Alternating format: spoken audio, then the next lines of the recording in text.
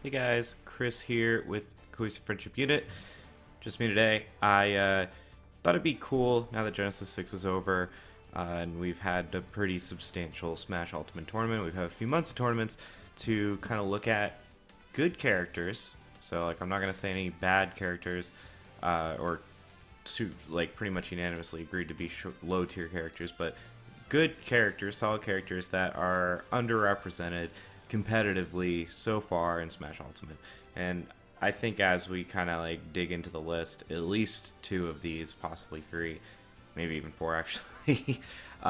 Four of the reasons are they are just very technical and they're going to take a lot of time to kind of master and pick up to the point where they start placing higher and people start seeing them more, and then people start using them, and one thing leads to another basically.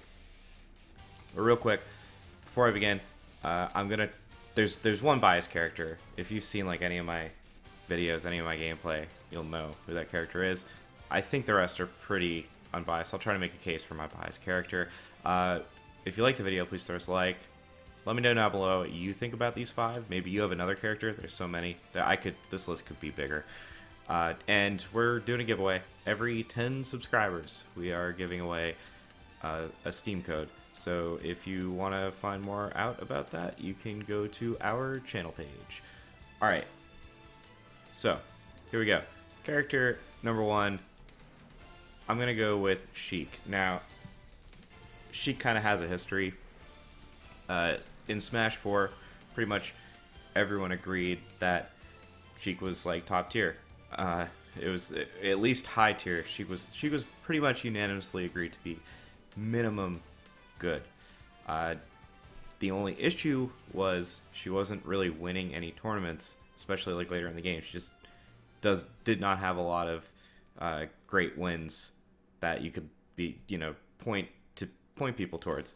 And I think big wins are pretty important as a whole, because people aren't gonna be inspired when they're watching pros play and they never see Sheik make it to finals or grand finals. The most viewed matches, then they're not going to be inspired to play the character. But Sheik, I think, if anything, is poised to be better in this game. She's still super quick, super good frame data, super good combo potential. She's got solid recovery, and she still does have that Achilles heel of not being able to kill. But I think in this game, the way the air dodging works, her edge guarding will be a little bit more viable. I think she has a decent edge guarding game that she can work with.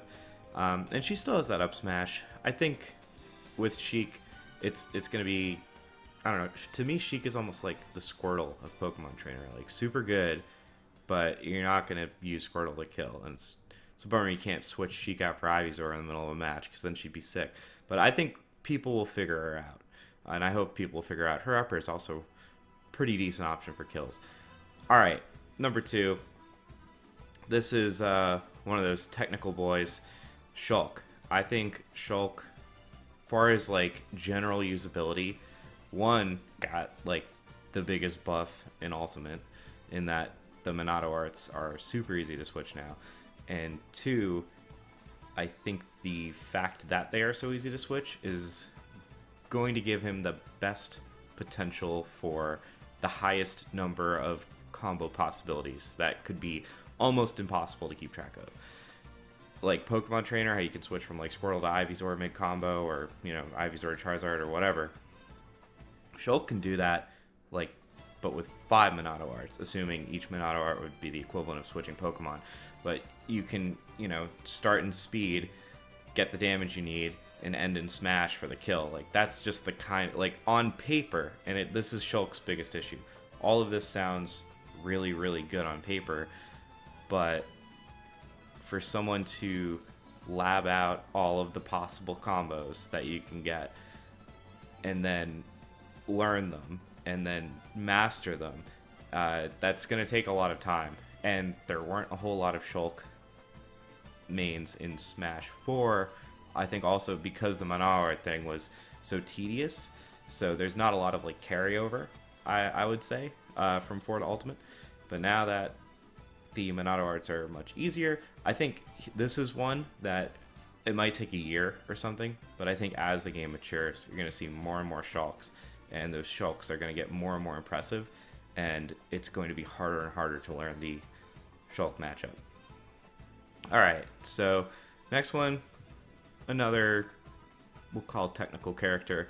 I'm going to go with Olimar, and it's interesting, a lot of people have basically put Olimar on a pedestal, saying that he is #1 in the game, at least top tier, at least very high tier. Like pretty much every tier list is putting him relatively high up there, with some saying that he's like absolute top tier.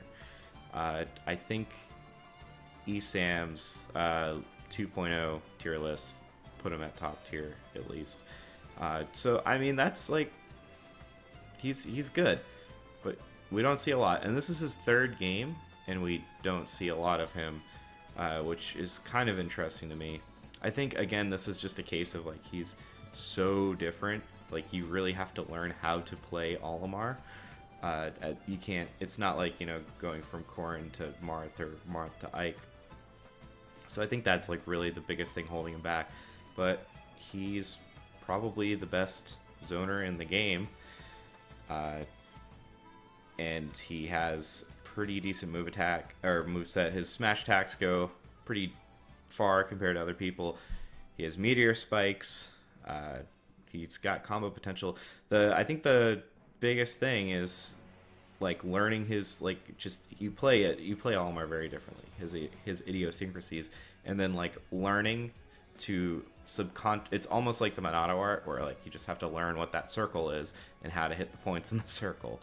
With Olimar, it's like you gotta learn that Pikmin order, and you can't think about the Pikmin order. You have to subconsciously do the Pikmin order. Like, you have to get that good at the Pikmin order and be able to, like, set up, you know, like, 2 purples and a white, or, you know, 3 blues. Like, you just have to be able to do it without thinking, and it literally taking 0% of, like, your brain power because you're focused on other things. But aside from that, I think I think this is another instance of, as the game matures and people have to start picking up secondaries, because I am convinced that this will not be a game where you can have one main. I think you're going to have at least a secondary. I think Olimar might be the way to go for some people, where he's like super, but it's going to take time.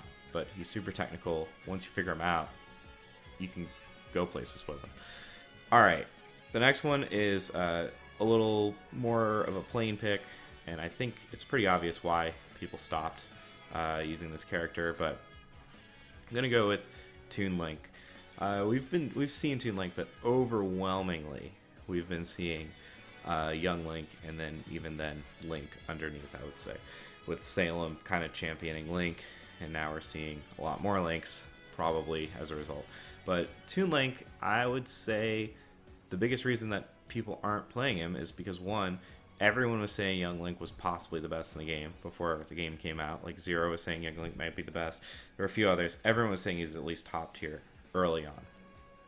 So I think a lot of people just, like, disregarded Toon Link, and they were like, okay, we're just going to go Young Link for a while. The second thing I think a lot of people did was just they liked or missed Young Link. If you played Smash for a while, you liked and enjoyed Young Link when you were a kid or whatever, and now he's back, so everyone's gonna jump on him. That's me, at least. Like, Young Link was like one of my favorite characters, period. So when he came back, I ditched Toon Link, and the whole time I was playing Toon Link, the other 2 games, I was like, where's Young Link? So I think that's a big reason why we're not seeing Toon Link. That being said, I think Toon Link is no slouch. I think the fact that he has those single hit smash attacks, especially his up smash. His up smash is really good. I think his single hit smashes are possibly better as a whole to have over Young Link's multi-hits. Maybe the exception would be forward smash, because that's, you can play around with that quite a bit. But he's got great tech. I mean, his aerials, I think, are really strong. Like, you can do the forward air and back air are their single hit, which I think are a little bit easier to like time and warm up than Young Link. Like, I think it's easier to like get in the flow, and those are actually really solid kill moves. His up air is solid. Everyone knows his down air.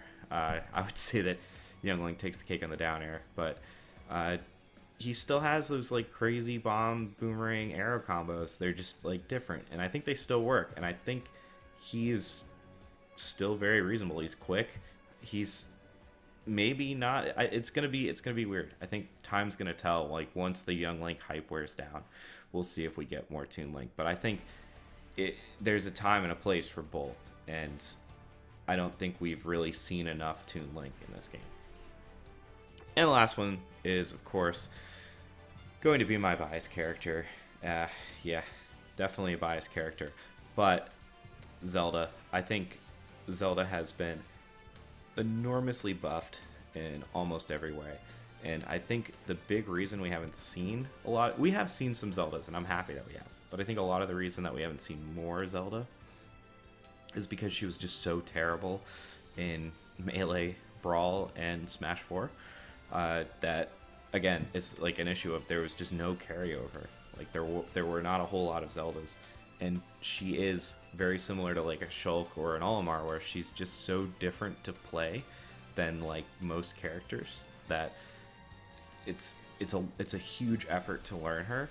And even though she's super buffed, her benefits have still yet to be kind of fully uncovered. I think there's gonna have to be a lot of championing of her, a lot of like maybe one breakthrough Zelda that makes it to like some winner's final or loser's final or something, and that'll be like the time where you start to see momentum on Zelda. But I'll just say a few things because like she's my main. A few quick things about why I think she is like very good and very underrated.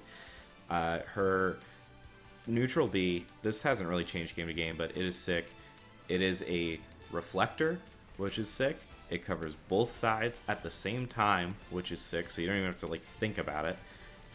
And it gives you intangibility for a certain number of frames, which is also sick. So it's like 3 really good, really useful things that covers a lot of situations. Like if you're playing someone and there's a chance they'll throw out a projectile, you can throw that move out, and you know it'll either do damage, it'll reflect the projectile, or you'll be intangible. Like it just covers so many options that one move.